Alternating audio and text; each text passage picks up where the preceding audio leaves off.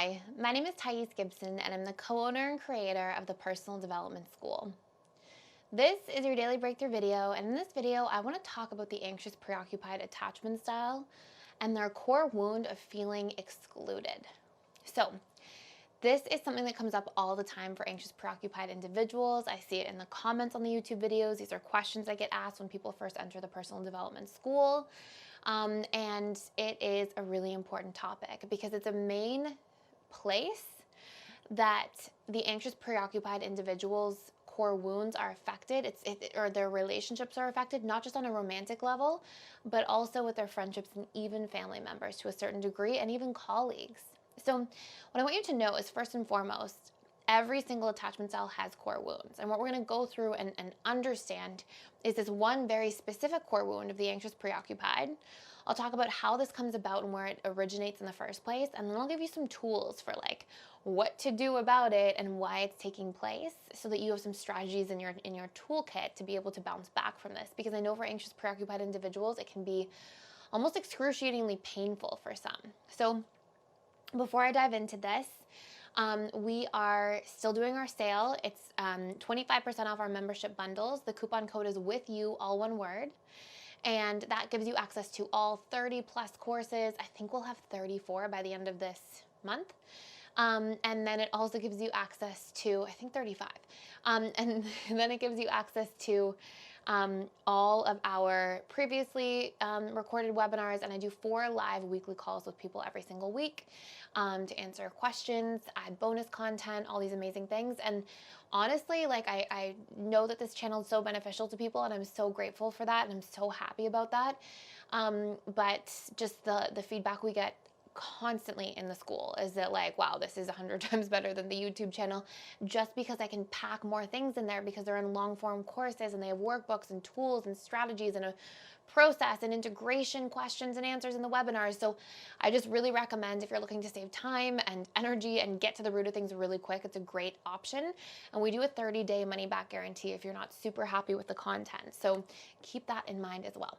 So I'll put a link, by the way. The coupon code is with you, all one word, link in the description box below, and in this video if you want to sign up. So let's talk about this.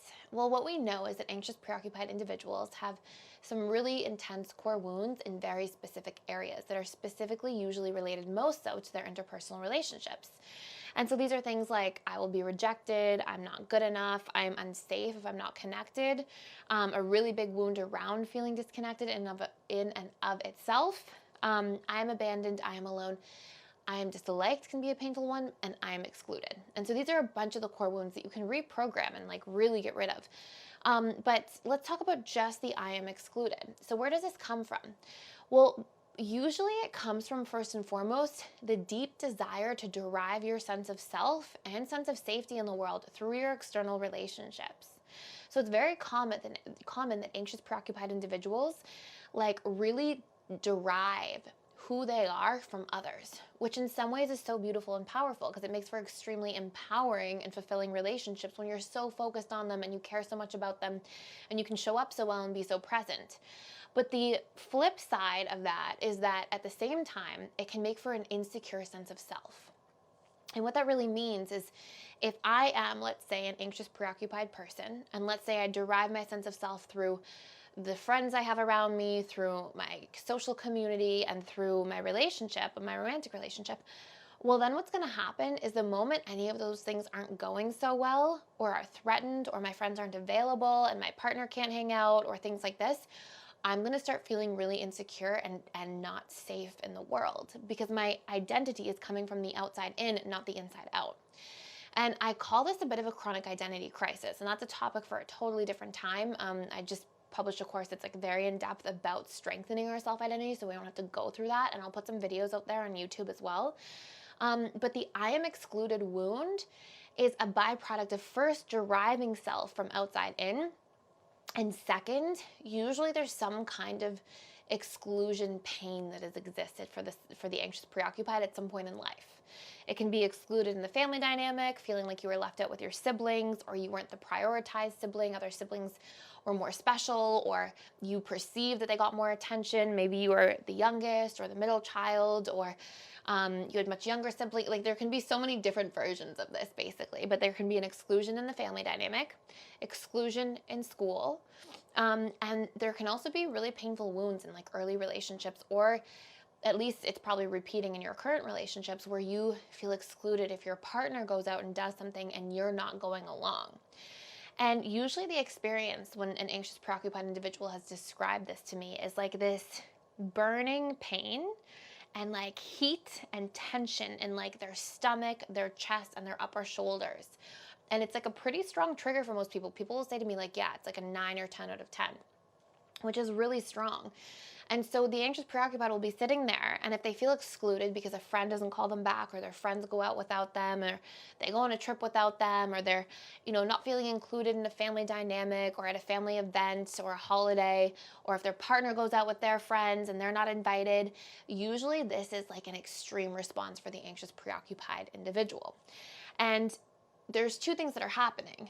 Number one, that wound you're giving deeper meaning to. So you're probably also making it mean that because I'm excluded, I must not be that worthy of love, or I must not be loved by this person, or I must not be cared for, or I must not matter. I can be unimportant. And these are almost like these deeper wounds encoded in that original wound.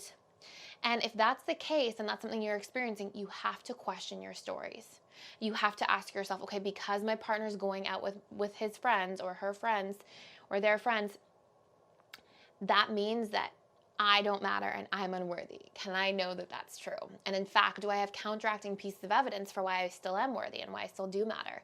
And it's really important to work to like balance out that painful perception that you might have incurred in the first place, because it doesn't make your relationships more empowered. It just makes your life more difficult.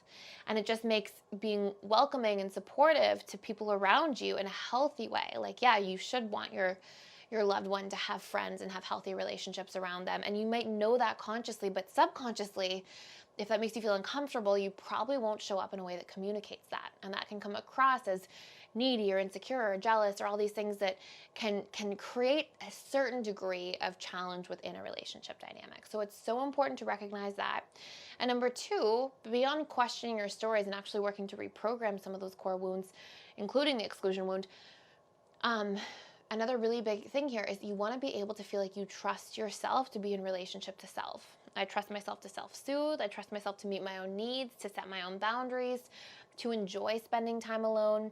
And that happens only when you started to spend enough time alone repeatedly in a way that you build positive associations into. So you do things you like with yourself, you do things that emotionally connect you to yourself, you meet your needs in a way that empowers you in the best way possible by getting clear about what those needs are and then having strategies to meet them in the best possible form. And over time, what you really want to try to do is build in new, more positive associations to what your alone time means, repetitively enough that now your brain, when it thinks of alone time, it projects positive emotions onto that and thinks, oh, that sounds fine, that sounds great. Instead of the previously stored associations you made about alone time, which are probably historically all the way back from childhood, where you made alone time mean I'm unsafe. Well, my parents emotionally abandoned me. Are they coming back? What's happening? And fears in there that now when you think of alone time, that's what comes up. So it's really important to do the reprogramming work on your alone time by exposing yourself and then intentionally doing things that really make you feel great. So you build in new, more positive associations so you're not adverse to alone time in general. And then to also make sure that you're questioning your stories on a repetitive basis so it starts to work the reprogramming so that you don't have to feel like you're unloved or unseen or don't matter just because the world is doing stuff without you. And it can feel so painful sometimes, but you don't have to feel that painful burning in your chest and stomach and all these different things. So our attachment style courses for the anxious, the beginners and advanced, go like way into this in so much detail and give you the tools and the reprogramming. You can always check that out on our website. But I hope this has been really beneficial for this short video here. Thank you so much for being here. Thank you for watching. Let me know if you have any questions in the comments below, and I will see you in the next video.